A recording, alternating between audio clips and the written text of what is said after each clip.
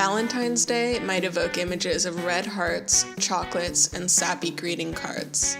But for Theodore Roosevelt, Valentine's Day was the worst day ever, a day of tragedy, loss, and grief. In February of 1884, Teddy was a 25-year-old member of the New York State Assembly. In this role, he worked in Albany trying to pass government reform and legislation. He had been married to his wife, Alice, for almost 3.5 years, and she was about to give birth to their first child. On February 12th, Alice gave birth to their daughter, also named Alice. The next day, Teddy got a telegram telling him to rush home to New York City because his mother, MITTIE Roosevelt, was sick. When Teddy arrived home, his brother opened the door, telling him, "There's a curse on this house." Teddy saw his mom, who was in her late 40s and had just become a grandmother, suffering from typhoid fever downstairs. As he walked upstairs, he met his first child and saw that his wife, who had just given birth, was also very sick, but not with typhoid fever and not because of childbirth.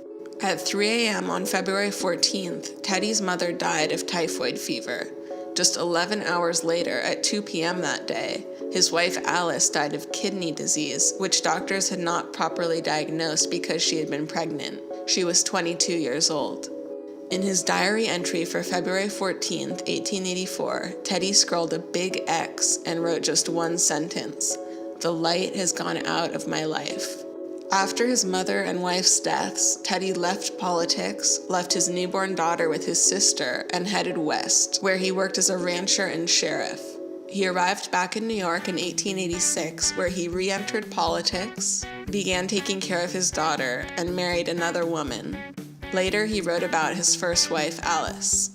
When she had just become a mother, when her life seemed to be just begun, and when the years seemed so bright before her, then, by a strange and terrible fate, death came to her.